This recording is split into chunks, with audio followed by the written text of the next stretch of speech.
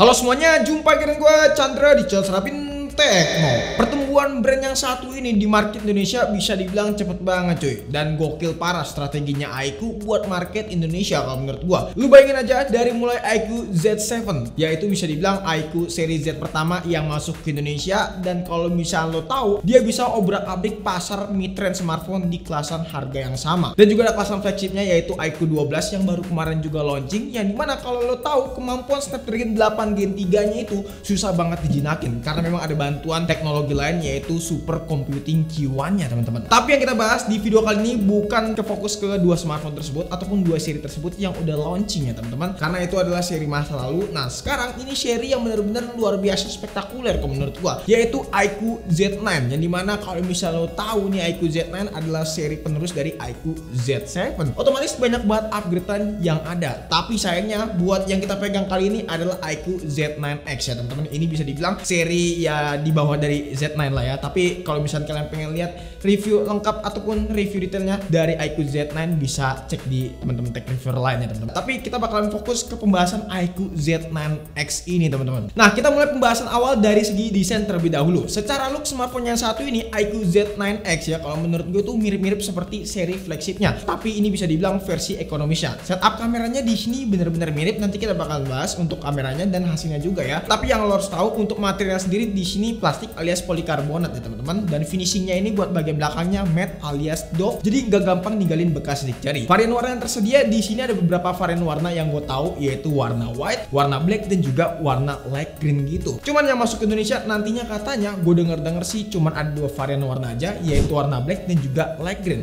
Warna putihnya gue nggak tahu masuk atau enggak. Kalau misalnya masuk sih itu bagus banget ya secara rendering yang gue lihat untuk desainnya. Nah buat ketebalannya bisa dibilang smartphone ini tipis, padahal kalau lo tahu baterai HP itu badak banget, 6000 mAh cuy. Pastinya kalau misalkan kapasitas baterai segini otomatis desainnya itu bakalan bulky, tapi HP ini tuh enggak ya. Dan nanti kita bakalan bahas untuk masalah baterai di akhir video ya setelah pembahasan performance. Cuman yang gue pengen bahas juga di sini untuk masalah kelengkapan port, ya dimana kelengkapan port HP ini tuh tergolong lengkap cuy. Di sini masih ada lubang jack 3,5 mm dan juga yang pastinya ada dual stereo speaker atas bawah. Untuk masalah speakernya sendiri sih kalau menurut gua kalian jangan berekspektasi lebih lah. Di sini sekadar ada aja menurut gua udah oke. Tapi yang jelas untuk speakernya kalau menurut gua pas waktu gua dengerin pakai telinga telanjang ini, hasilnya sih menurut gua not bad lah, so-so gitu. Jadi kalau misalnya kalian pakai buat nonton film ataupun streaming tipis-tipis masih hayu banget, apalagi untuk dengerin musik yang mungkin genrenya lebih tinggi high tone audionya ya. Yang dimana kalau misalnya kalian rasa kurang audionya itu kekecilan, bisa kalian push sampai 300%. Tapi minusnya kalau kalian push sampai 300% audionya bakalan pecah dan cempreng gitu teman-teman.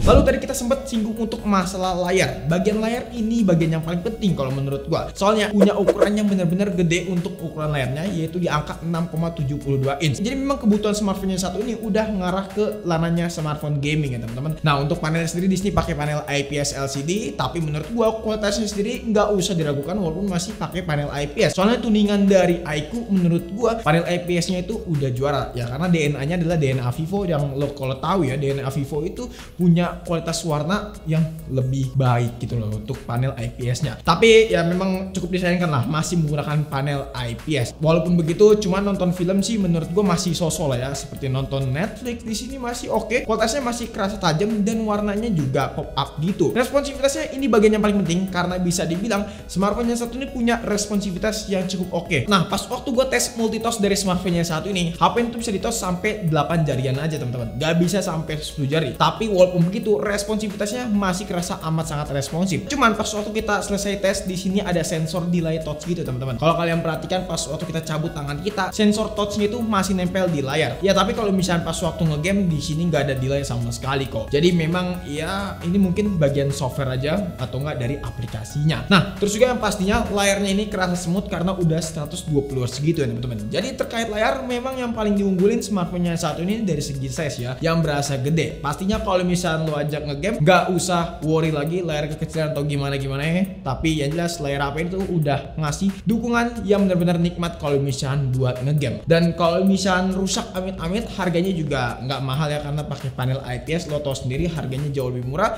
dan katanya memang dengar-dengar kalau panel IPS jauh lebih bisa dipakai jangka panjang untuk masalah ngegamenya teman-teman. Nah sekarang kita beralih ke bagian SoC yang paling seru, karena kalau tahu smartphone yang satu ini pakai Snapdragon 6 Gen 1 yang kalau lo compare dengan Helio G99 alias SoC sejuta umat, Helio G99 itu nggak ada apa-apanya cuy ya, karena memang SoC ini adalah SoC baru juga ya teman-teman, dan juga untuk teknologi yang dikasih pastinya jauh lebih mantap, dan yang pastinya udah dukung jaringan 5G. Gue sempat coba SoC ini di kedua smartphone yang pernah kita review, yaitu AquoSense 8 dan juga Vivo V30i, yang dimana kedua smartphone tersebut punya kemampuan performance-nya oke, stability-nya juga mantap, dan performance-nya stabil gitu loh ya. Jadi bisa bilang iQOO tuh nggak salah langkah buat milih SoC yang satu ini. Nah kita bakalan lihat sama apakah HP ini punya hasil benchmark yang bagus juga ketimbang si Vivo V30i dan juga AquoSense 8 lagi Sense. Kemarin dihujat tuh. Dari mulai aplikasi Antutu benchmark terlebih dahulu, yang dimana di sini kita running selama 5 kali berturut-turut. Ini bener-bener hasilnya konsisten di angka segini ya teman-teman. Jadi pas waktu kita running 5 kali berturut itu gak ada drop score sama sekali. CPU throttling apalagi kita jalanin 3 kali berturut-turut dengan waktu 30 menit, 45 menit dan juga 60 menit. Hasilnya bener-bener nikmat banget nih. Hijau semua udah kayak mata kalian. Terus juga nggak sampai di situ. 3D Mark stress test buat baterainya di sini berkurang 5% teman-teman. Temperaturnya juga adem banget di angka 28 sampai 33 derajat Celcius aja. Buat FPS-nya di angka 9 sampai 19 FPS dan stability-nya 99,8%. Gokil mampus kan ini HP stabil parah ya. Di Geekbench 6 pun di sini buat single core dapat di angka 950 dan multi core dapat di angka 2856. Jadi intinya SoC Snapdragon 6 Gen 1 yang dipasang di iQOO Z9X ini jauh lebih oke, dan hasilnya tadi lo lihat benar-benar tinggi banget skornya teman-teman. Sekarang kita langsung beralih ke gaming testnya aja ya teman-teman. Ini bagian yang paling seru dan bagian yang kalian tunggu-tunggu pastinya. Dari mulai game Mobile Legends terlebih dahulu, settingannya yaitu adalah high ya teman-teman. Di sini untuk FPS-nya stabil di 60 dan suhunya juga di angka 37 derajat Celcius selama kita main kurang lebih 20 menitan. Dan untuk baterainya berkurang 2% aja. Irit parah kan? Lalu juga buat main game PUBG Mobile, settingannya dapat disettingkan smooth ultra aja nih teman-teman, dan untuk FPS-nya kalian jangan berekspektasi lebih, dapat di angka 35 sampai 40 FPS ya, karena settingan smooth ultra FPS cuma dapat segini. Ini bagian yang disayangkan. Ya gue harap sih iQOO bisa lebih mempercepat updatean buat game PUBG Mobile ini. Ya harapan gue bisa tembus ke settingan smooth ekstrim ya teman-teman. Nah terus juga untuk baterainya pas waktu kita main game PUBG Mobile di sini berkurang 3% aja selama 20 menit dan temperaturnya di angka 39 derajat Celcius. Lalu game Genshin Impact gimana? Settingannya adalah kita coba medium 60 FPS, dan untuk FPS-nya rata-rata tuh dapat di angka 45 sampai 55 FPS. Suhunya juga di angka 41 derajat Celcius pas waktu kita geber Genshin Impact selama 20 menitan. Jadi bener-bener masih tergolong adem ya teman-teman. Terus juga buat baterainya berkurang 5%-an aja. Gokil kan? Irit parah nih buat main game Genshin Impact. Nah tadi gue sempat lupa untuk nyebutin kalau misalnya pengujian tadi kita dalam ruangan ber-AC di angka 21 derajat Celcius.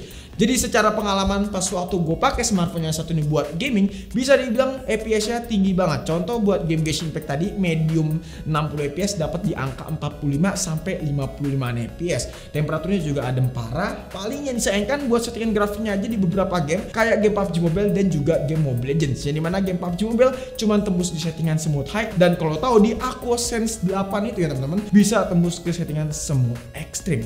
Gokil banget kan. Jadi menurut gue si AquoSense itu jauh lebih mantap buat dukungan software update-nya ataupun sistem operasi yang mereka gunakan. Jadi ya gue tunggulah iQOO, semoga untuk update-nya dipercepat, terutama buat main game PUBG Mobile dan juga game Mobile Legends. Berkaitan dengan baterai yang tadi gue udah sebutkan di awal, kalau misalnya baterai HP itu di angka 6000 mAh bukan 5000 mAh cuy. Jadi secara kapasitas ini jauh lebih besar, tapi dia nggak mengorbankan bobot ataupun ketebalan. Bobotnya tetap ringan, ketebalannya juga tipis gitu ya. Secara screen on time HP itu bisa bertahan sampai 12 jam untuk penggunaan casual pas waktu kita tes. Dan kalau untuk penggunaan ngegame memang pengurangannya cukup lumayan irit ya. Yang tadi gua udah sebutin di beberapa game itu cuma 2% bahkan 3% doang. Apalagi iQOO sendiri ngejamin baterainya tuh bakalan tetap aman selama dipakai 4 tahun. Wow, 4 tahun itu waktu yang lama. Kalau emang misalkan beneran mereka ngejamin baterainya itu nggak mampus selama 4 tahun ya teman-teman. Ya semoga bener nih klaim mereka buat bisa menjamin HP-nya buat baterainya teman-teman, terutama bisa bertahan sampai 4 tahun. Ya harapan gue ini beneran sih, kalau misalnya beneran nih gokil banget sih iQOO ya memang ya.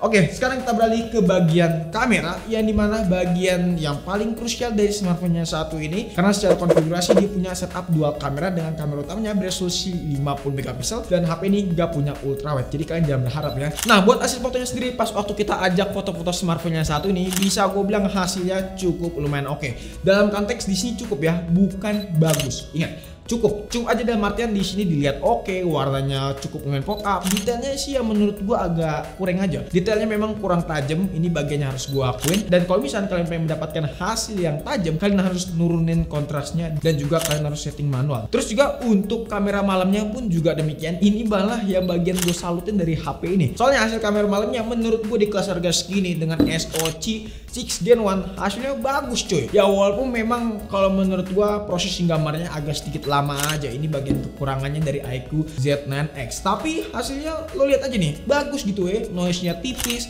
detail juga masih bisa dipertahankan dengan cukup baik, warnanya pun juga masih kerasa pop up, gak kayak cat air gitu. Jadi menurut gua hasil malamnya oke banget nih. Nah untuk kamera selfie di sini punya resolusi 8 megapiksel. Kalau lo lihat hasil foto di beberapa yang gua ambil di sini agak over exposure, jadi kalian harus pakai mode manual, harus kalian touch dulu objeknya biar mendapatkan hasil yang maksimal. Kalau misalnya mode auto, hasilnya bakalan kayak gini. Oh, hari ini kita lagi ada di Bobo Cabin daerah Cikole Bandung ya teman-teman, dan hasilnya kita rekam BTW ini pakai si iQOO Z9X ya teman-teman. Ya hasilnya seperti ini, bisa kalian lihat sendiri aja, ini Full HD 30 fps dan stabil gitu ya.